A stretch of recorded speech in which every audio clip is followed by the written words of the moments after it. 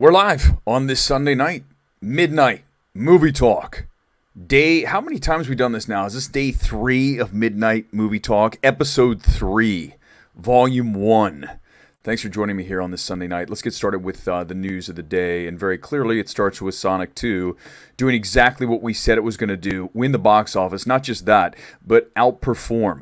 There's so many people that are like, this thing's going to make like 50 million. And I'm like, no, it's not. There's been no family movies forever at the multiplex. That is all that matters when it comes to forecasting this stuff. It's that simple.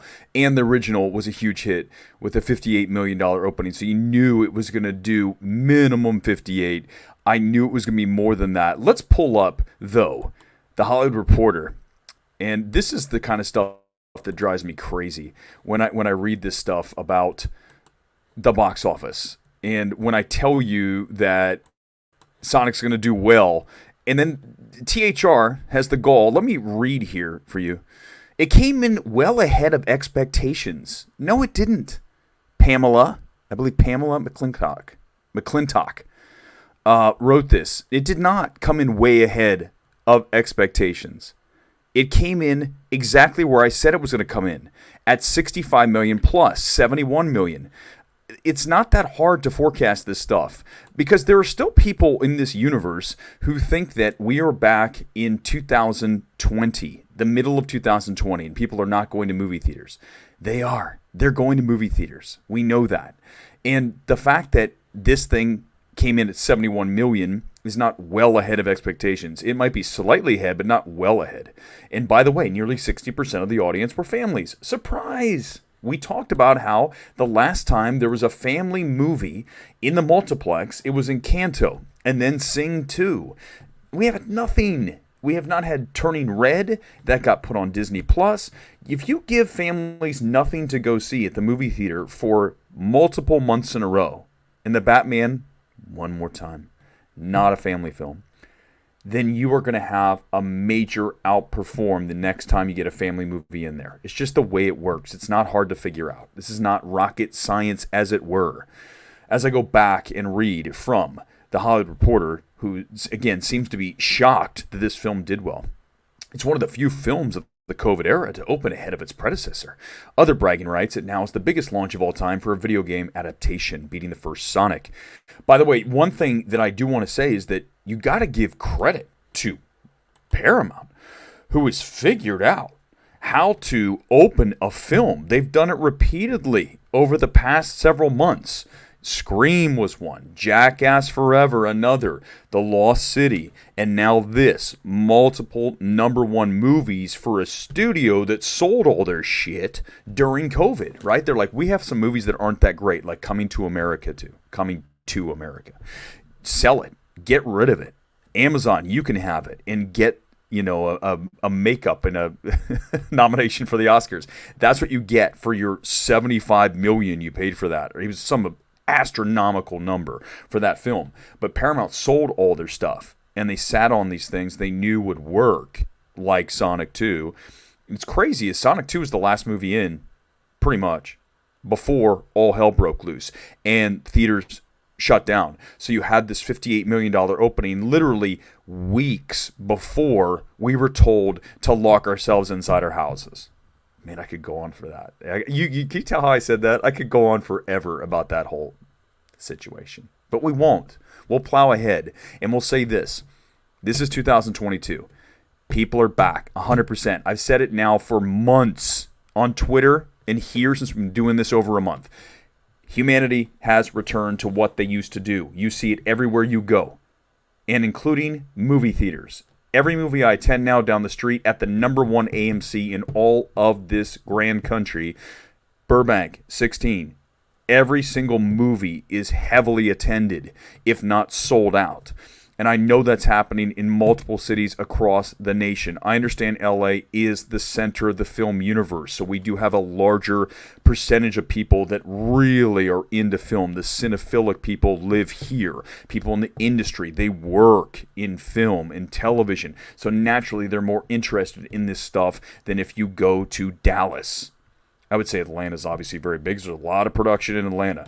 But if you go to Dayton, Ohio, there's a lot more people interested in film here in LA. But what I see here, and I can only speak to here, and I know you can speak to there, people are going to movies again. And I don't know how many more times we have to read articles like Hollywood Reporter pretending that, oh my God, Sonic ringing up 71 million is a shock. It's not a shock. It is we knew this was coming. There's no family movie. Come on, guys. Be better than that. As journalists, be better. Read the room and understand that everybody is back in action. Nobody is at home scared. If they are, it's a very small percentage. It's no longer the majority. It's the very small minority of people that have not readjusted and continued the way they used to live. And this is why when you get 71 million, it's bigger than 58. Right? It's 13 million more. That means that people are really ready to come back out of their houses. Now, Sonic, huge hit. 71 million, again, not a surprise. Here's what I want to talk about. This is a big one. Ambulance crashed this weekend. Michael Bay's latest. It's got Jake Gyllenhaal. I found it to be absolutely insane, absurd, ridiculous, everything you want to throw in the kitchen sink. Just boom, it's everything in a movie. And you have to just say to yourself, this doesn't make any sense, but I'll go along with it and be entertained, which I was. But it didn't do well. I mean, this thing opened at 8 million and change. And that is, for a $40 million movie, which, by the way, is just for production. It's not for advertising and whatnot. That's quite a bit more. Universal really went hard at this film. But what it points to is two things I want to discuss tonight.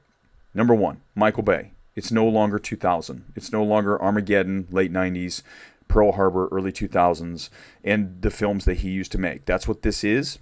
And what you're seeing now is those kind of films are not doing as well at the box office, right? And they just, because they look like a streaming movie. Ambulance looks like a movie that you could see on Netflix, like we had with Six Underground, which was Michael Bay, and of course Netflix and Ryan Reynolds. That film, when that's on Netflix, then you see Ambulance, it's in theaters, you're like, wait, why is Ambulance not on Netflix or on Peacock or a streaming service, whatever. Obviously I said Peacock because that's Universal streaming service. No one has Peacock. But Ambulance just doesn't have the numbers. I mean, you can't justify Michael Bay making these films going forward if I'm Universal and saying, well, we have a $40 million plus production, obviously the promotional material that you needed to open this film. It's way over 40 million, okay?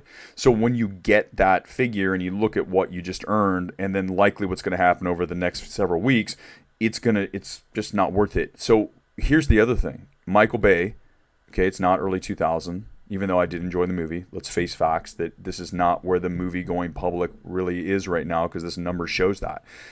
Jake Gyllenhaal, we talked about this, multiple times in last week. If this film does not hit 10 million, here's my question is, when are we going to say, is Jake Gyllenhaal a star? Is he a guy who can open a film? I think he's a hell of an actor. I think he's a really interesting talent, certainly.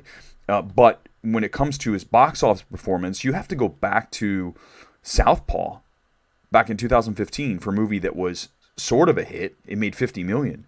But when you look at him as a box office star, right, the guy who opens a film, which in this case it was about Jake Gyllenhaal. It was not about Yahya.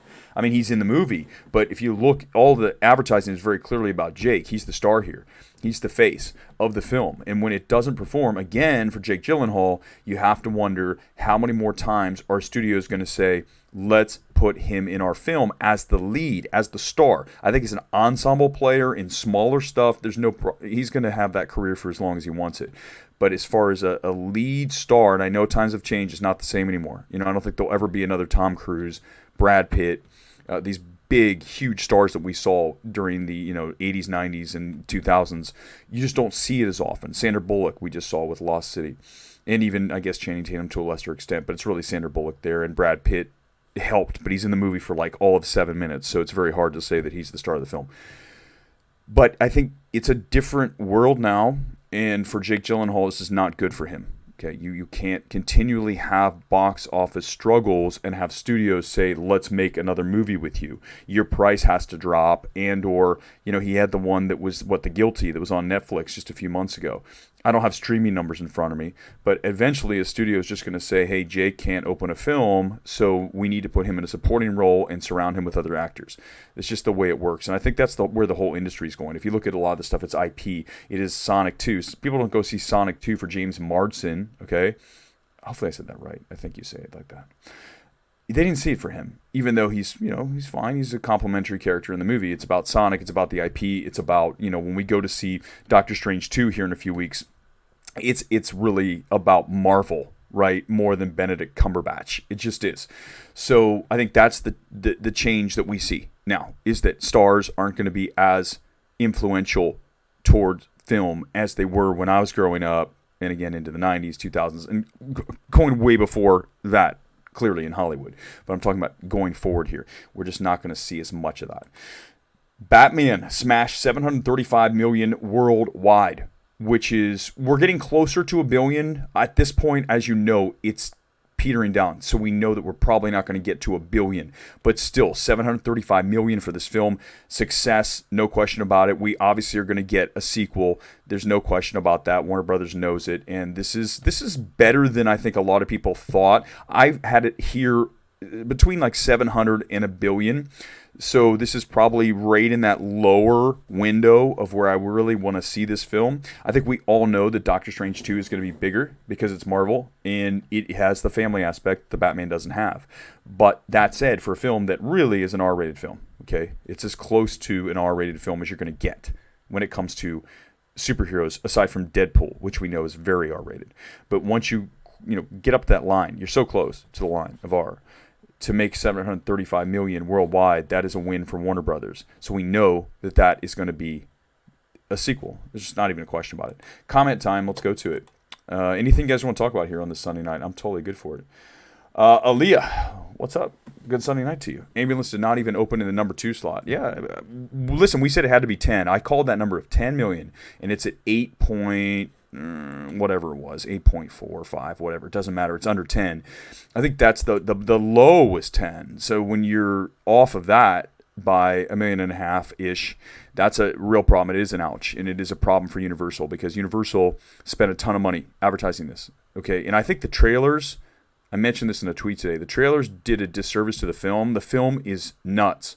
Okay, there's a lot of shit that happens in this film that's just like, wow, this is bonkers. And I think that if it would have leaned, if Universal would have leaned into that more, that it would have been, because the trailer, when I watched it, I just thought it was kind of generic, right? You've seen the trailer. It's like another version of Michael Bay version of Heat. It's not nearly as good as Heat, but you know what I'm saying. Same idea.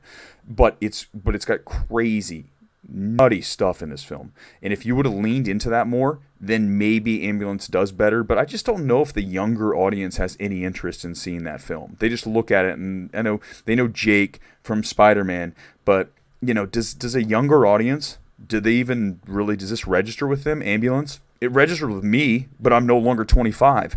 It's so there's that. Let's go to the next comment.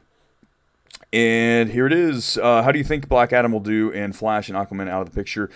Black Adam, it really depends. The date on that is summer, right? Or is it October? Oh, I got to get all my CBM release dates right.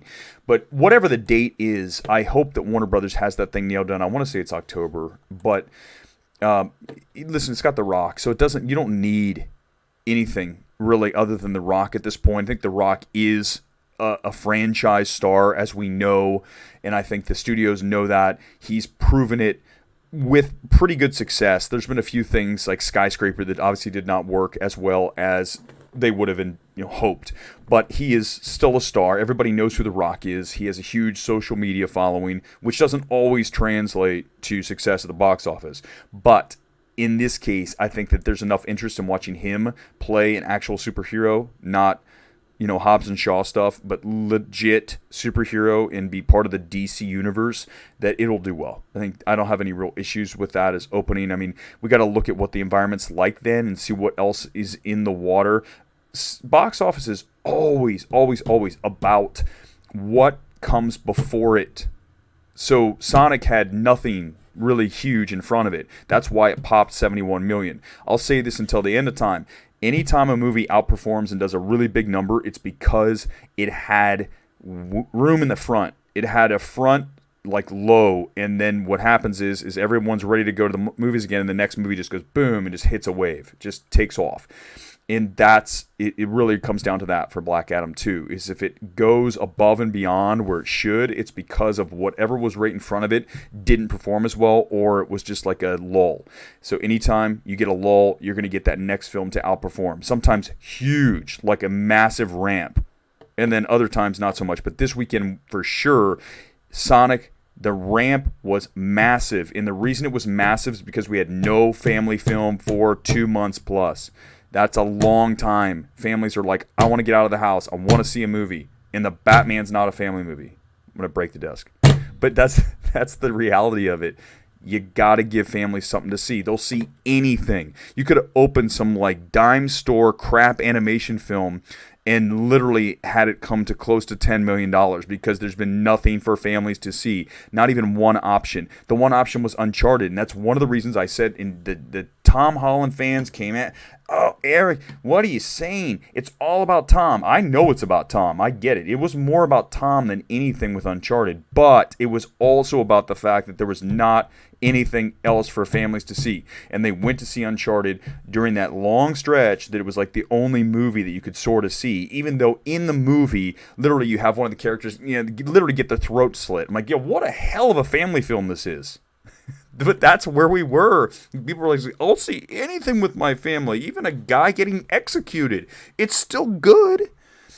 Let's see here. Let's go back to Leah. Hold on. Actually, Leah, I skipped your one here. Jake is primarily known as being Taylor's ex. I guess that's probably true. I don't follow the love life of Taylor Swift. I don't think I could even name all of her old boyfriends. It's really weird when you start to think about that. It's quite a few. And I'm not calling Taylor Swift out. We've all had many relationships over our lives, but obviously hers are well publicized. So a lot of these, like Jake Gyllenhaal, I forgot, and Tom Hiddleston. Oh my God, did I even say that? I'm at this point where literally I just completely am like, who was that guy and this person? Think about how many people she dated. It's quite a few. So you forget that, yes, a lot of people think that Jake Gyllenhaal is Taylor Swift's ex, which I would never think. But Aaliyah, you're like, yeah, that's what you think. See, everyone has their own frame of reference. I get it. But that's true that a lot of people see him that way. Maybe they should have put it that way on the ambulance thing to get the younger crowd. This is Taylor Swift's ex. Don't even put his name up there. I'm like, oh my God, it's Taylor Swift's ex. We'll buy a ticket for that. That sounds great. Back to Galliette. Shazam 2 is going after Avatar 2. Yeah, I mean, Avatar 2 is going to be a big-time oxygen suck at the box office. It's going to just take everything out. It's going to remove all the oxygen. Everyone's going to talk about Avatar 2, especially if it's going to be decent, which it probably will be. It's James Cameron. He's had forever and a day to make this film, so he better get it right. So I think Shazam 2 could be in trouble, but we'll see. It really depends, again, on how the other comic book movies do. I think that also affects it. So if you have something that's a comic book movie that's been in the theaters for a long time, like even I would say, like look at Morbius. Morbius would have done so much better. It dropped, almost 80%? It was in the 70% range for a second weekend. It's a huge drop because the fact that, you still had the Batman, obviously, and you had No Way Home still going. I think that film does better if it's in January like it was supposed to be. Even if the film's exactly the same. I don't know why they held that film up other than to drive more business to No Way Home, but I feel like you could have done both. You would have had people still see No Way Home, and then let's go check out Morbius. So you'd almost have like they'd come in to see one and they'd stay and see another, and you just do a 1-2. And I think that's where you get more money. So I don't know what Sony, no question, Sony mucked that up, right? They totally did. I'd love to ask them a question. Why did you guys move Morbius? Seriously, because it wasn't to add anything. We know that. If anything, it was to subtract things. It looked like the whole Michael Keaton crap that you saw in the trailer was removed. It was extracted. They were like, this movie's not going to go over well. It's not that great, so let's just get rid of it. So it doesn't even really look like it's part of the Spider-Verse. Because when you really watch that film, it doesn't even feel like a comic book movie, right? When you watch Morbius, you're like, is this a comic book movie? I don't even know. And then at the end, obviously, you get the end credits, you're like, oh, now it's a comic book movie. Before that, I didn't know it was a comic book movie. So I think that was another issue with it. Lack of Spider-Man's appearance hurt it. Yeah, of course. Venom 2 spoiled people with the credit scene. No Way Home spoiled. But yeah, I mean, it's all those things. I think ultimately that Morbius just wasn't ever going to be a huge hit. But I still think it does better in January because it just works better because you already had No Way Home and you could just put Morbius in like 2,000 screens. Who cares? It would drive more people into the movie. I don't understand. I want to one day, listen, I want to get hired by a studio where they literally say, Eric, we want you to look at the dates and tell us what's the best date, because I feel like I can nail that. You just look at a calendar, you can see, you have to be good at identifying what another film is and seeing, will that do well? Because if it does well, that means it's going to hurt you. So you have to really be adept at assessing what's going to be successful. And some people don't see it as well, right? Like Film Twitter. Film Twitter thinks like something like Everything Everywhere All at Once is something that's for everybody when it's not. I mean, it had a nice little weekend when it went up to 1,000+ screens where it jumped, I think, to 5 million. It's a good number. But I mean, again, that is a niche film, okay? That's not going to compete and draw oxygen from a film like Uncharted. Okay, so that's the little things you have to pay attention to. Or like The Northman. I'm going to see The Northman tomorrow. So The Northman is not for everybody. That's a niche kind of movie. So you have to be aware of that stuff too.